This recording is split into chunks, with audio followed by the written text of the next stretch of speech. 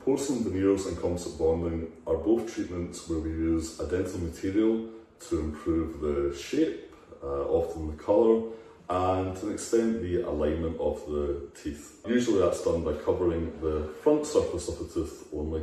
The main difference between them, between porcelain and composite, is that porcelain is a very hard wearing ceramic. It doesn't really interact with your mouth in any meaningful way. Whereas composite is a resin material and it does change over time. I would compare them to, for example, if you had a porcelain plate in your cupboard or a plastic plate. After 10 years, if you look at them both, you're going to see the porcelain, it's very hard, it's going to look not very different from the day that you bought it. The plastic plate is going to have some wear, maybe a little bit of discoloration, and that's very similar to what you could experience with porcelain veneers compared to composite bonding. So the essential requirements for either treatment would be very healthy gums, which we can help you with if needed. Minimal wear of the teeth, certainly no significant symptoms of pain or facial pain, or what's known as TMD. And the third would be relatively well aligned teeth. We don't want teeth that are too far out of alignment. If that was the case, we would probably want to explore the option of orthodontics before then doing composite bonding or veneers to finish the case at the end. Well, for either treatment, we have the planning stages beforehand and then the actual treatment in the chair. For either case, we will normally plan the desired shapes of the teeth beforehand using digital software. The advantage of that is that very often we can design the teeth before having touched anything, completely reversible, and actually try that design on the teeth to make sure that you're completely happy with the direction that we're going to move in. From there, with composite bonding, it will normally be either 1 or 2 appointments to place the composite on the teeth, and those appointments would normally be around about the 2 to 3 hours long. When it comes to porcelain veneers, there will usually be an initial appointment, perhaps 2 or 3 hours long also, and at the end of that appointment when you leave, you will have temporary teeth. Those temporary teeth will resemble the design of the trial smile that you've already seen. You'll normally wear those temporary teeth for a period of maybe 2 to 3 weeks. We'll schedule a review appointment where you can come back and we can look at the shapes, make sure that you're completely happy with how things are looking. And then from there we manufacture the porcelain veneers to fit. And that will normally be a couple of weeks afterwards. So composite bonding a little bit faster, it's kind of done on the day by hand by the dentist. With porcelain veneers, maybe this process might take somewhere between 3 to 5 weeks in most cases. Well, your experience in the dental chair should be very comfortable either way, and you certainly shouldn't be experiencing any pain or sensitivity. Sometimes with composite bonding, because we're not removing any tooth, we're only usually adding onto what's already there, it's very often possible to do that treatment with no dental anaesthetic. Occasionally when we do that, we can find that during the polishing process, things can become a little bit sensitive. And if that was the case, we would of course put in adequate anaesthetic to ensure that those symptoms were completely gone. In the case of porcelain veneers, we will completely numb the area before beginning, we'll check that you can't feel anything before starting, and then proceed from there. So either way, you should have no pain during those appointments. Sensitivity is really quite unusual after either treatment. It can happen. It will usually only last for a few days, up to perhaps a couple of weeks after treatment. Especially with veneers, sometimes when veneers are first glued in place, the teeth can be a little bit sensitive. In the overwhelming majority of cases, that will die down within a maximum of maybe 2 weeks.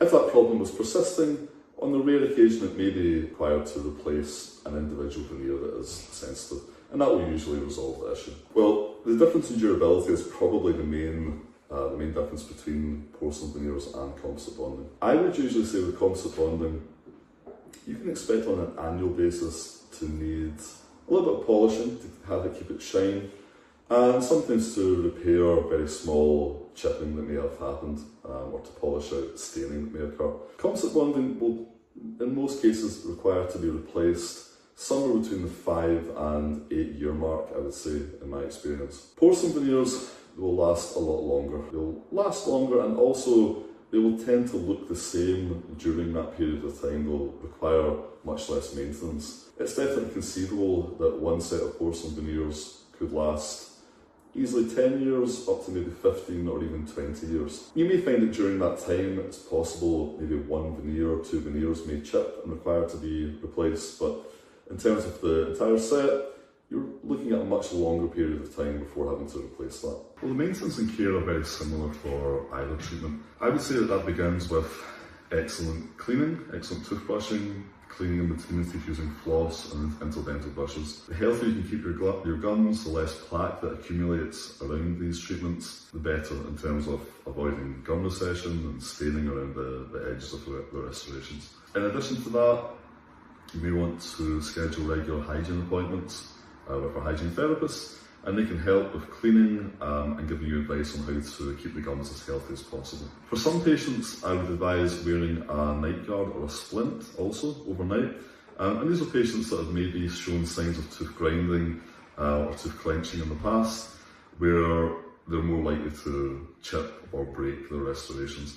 In those cases, I would be advising them to wear a splint or night guard that we can provide on a nightly basis, and that's going to increase the longevity of these restorations. I would say that veneers or composite bonding shouldn't affect what you can drink in any way, and they also shouldn't limit the food that you can eat either. The only thing that I would really tend to avoid with either treatment, veneers or composite bonding, is using the front teeth as a tool. So using them to bite onto hard objects, biting your nails, even biting straight into very hard things like a bar of chocolate or a really tough baguette, an apple. Sometimes you may want to cut these things up and put them straight to your back teeth to chew, so that you're not putting undue flex on these restorations that may cause them to break prematurely.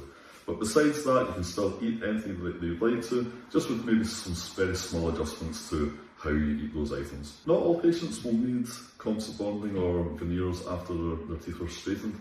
It really comes down to the shape, colour of an individual's teeth, and very often it comes down to any pre-existing wear on the teeth. So if the teeth have been worn down before orthodontic treatment, they will of course still be worn after that alignment has taken place. And if that has happened, it may be advisable to then improve the shape of the teeth following alignment. On the other hand, if somebody's teeth are completely intact, they have a nice colour, and we're able to achieve nice alignment, no composite bonding would be required in a case like that. I would say the main obstacle to composite bonding or porcelain veneers would be significant misalignment of the teeth. So if the teeth are too far out of alignment, it can be very hard to build the teeth up with composite or veneers in a way that is not very bulky or is not very damaging to the underlying tooth that is there. So we really need teeth that are quite well aligned to begin with. People with tooth grinding habit or very significant wear on their teeth can still receive composite bonding or porcelain veneers, but often that treatment will need to also resolve bite issues at the same time, and it may involve treating more teeth in many cases. One of the big advantages of composite bonding is that it is possible to fix chips or breakages very easily on the spot in the dental chair. Porcelain veneers are a little bit different. For very small chips, it may be possible to simply polish those areas out without affecting the appearance of the veneer. But for a significant chip or a fracture, it will require that veneer to be removed entirely and a new one manufactured. So composite bonding will not weaken teeth. With composite bonding, we're only adding to what is already there. We're not removing any tooth structure in order to do that treatment. So no, it does not weaken the teeth. With porcelain veneers, we will often have to remove a very small amount of tooth, usually just from the front, a little bit of enamel, and that's so that we can just place, it's almost like a false nail thickness of porcelain on the front of the tooth. Anytime we remove any tooth, you could say, does it weaken the tooth to some extent? Possibly. But when we're talking about 0.5 millimetre of tooth being removed purely from the front surface, I would say that we are not significantly weakening the teeth in the vast majority of cases.